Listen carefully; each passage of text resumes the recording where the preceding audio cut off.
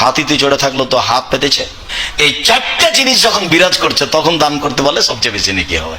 ইবাদতের জগতে সবচেয়ে শক্তিশালী, ক্ষমতাধর, পাওয়ারফুল ইবাদত হলো দান।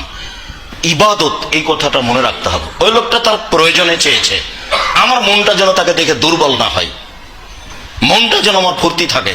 তাকে দেখে খারাপ লাগলো, ও মনে হয় টাকা খেয়ে নিচ্ছে, আচ্ছা খাক, 20 টাকা চেয়েছে 5 টাকা দিলাম। কিন্তু পরিবেশ নিজের দুর্বল করে নিজে ক্ষতিগ্রস্ত হওয়া যাবে না। ভিক্ষা যে চেয়েছে, ঘোড়ায় চড়ে থাকলো তাকে ভিক্ষা দিতে হবে, হাতিতে চড়ে থাকলো তাকে ভিক্ষা দিতে। ভিক্ষা চেয়েছে, ও হাত পেতেছে।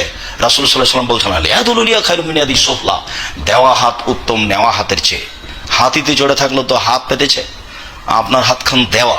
আলিয়াদুল উলিয়া খায়রুম মিন ইয়াদিস সুফলা, বুখারী মুসলিমের হাদিস, দেওয়া হাত উত্তম নেওয়া হাতের চেয়ে।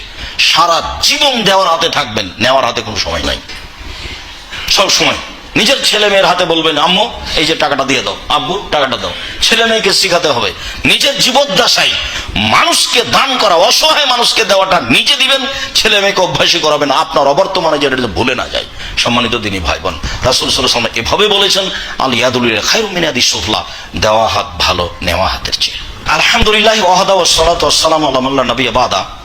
আসমা রাদিয়াল্লাহু তাআলা আনহা বলেন, আল্লাহ নবী বললেন, আনফিকি, আসমা দান করো, আল্লাহ তুহসি, গুনে করো না, ফাইয়ুসি আল্লাহ আলাইকে, তাহলে তোমাকে আল্লাহ গুনে নেকি দিবে, হিসাব ছাড়াই দিবা। আসমা আল্লাহ তুই দান বন্ধ করো না, ফাইয়াল্লাহু আলাইকে, আল্লাহ তার উপরে তোমার উপরে দয়া রহমত বন্ধ করে দিবে। ফারজাকি মাস্তাতাতে, সম্ভবপর দান করো। হাদিস বুখারী মুসলিম। আবু বকর সিদ্দিকের মেয়ে আসমাকে আল্লাহ রাসূল এইভাবে আদেশ করলেন।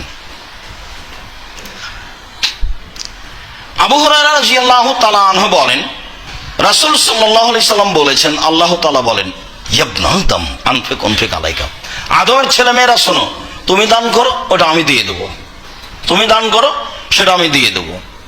তাই তো আল্লাহ বলছেন, ইয়ামহাকুল্লাহুর রিবা ইউরবিস সাদাকাত, সুদ মানুষের টাকাকে কমিয়ে দেয়, দান মানুষের টাকাকে বেশি করে দেয়। যেটা আল্লাহ বললেন ওখানে, সেখানে হাদিসে কুদসিতে আল্লাহ বলছেন, আদমের ছেলে মেয়েরা দান করো ওটা আমি দিয়ে দেবো, তোমাদের আমি দিয়ে দেবো, তোমরা দান করো। আর আমি তোমাদেরকে দান করতে বলছি যেটা আমি খেতে দিয়েছি, আমি যেটা তোমাকে দিয়েছি সেটাই।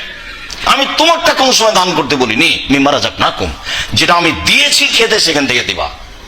তোমার নিজস্ব সম্পদ আমি দান করতে বলিনি, আমারটা তোমাকে দিতে বলছি।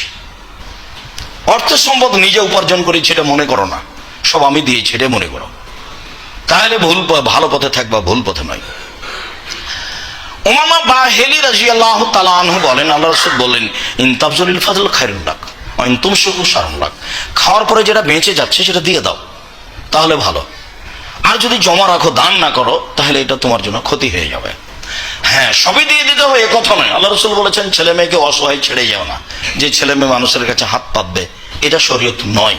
তার মানে দান করো, সম্ভবপর দান করো, এটা রাসূলের আদেশ। ওয়াহাব ইবনে মুনাব্বে বলেন, হারিস ইবনে ওয়াহাব রাদিয়াল্লাহু তাআলা আনহু বলেন, আল্লাহ রাসূল বললেন, পৃথিবীর মানুষ শোনো, তাসাদ্দাকু, তোমরা দান করো।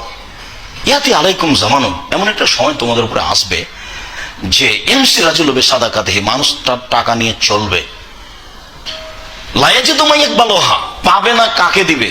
যার কাছে নিয়ে যাবে সে বলবে, লাওয়াতাতা বিলামসলা কাবিলতুহা, কালকে আসলে নিতাম, আজকে প্রয়োজন নাই।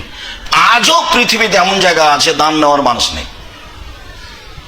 শহরে ফকির দেখা যাচ্ছে, অনেক গ্রামে আছে আপনি ফকিরই পাবেন না। সারাদিন খুঁজে আমি গেটম্যানকে বলে রাখছি যে আমি সালাম, যে তোমরা এই টাকাটা নিয়ে থাকো, তো সন্ধ্যার সময় সকালে দিয়েছি, সন্ধ্যার সময় দেখলো টাকাই আছে, মানে কেউ ফকির আসেনি গেটে। আর এখানে বের হতে কত ফকির আছে। তাহলে এদেশে এরকম জায়গা আছে, সারা পৃথিবীতে জায়গা আছে যে কেউ দান নিবে না। ওই দিন আসার পূর্বে দান করো, তার মানে দান তো জান্নাতের ব্যাপার, দান করো।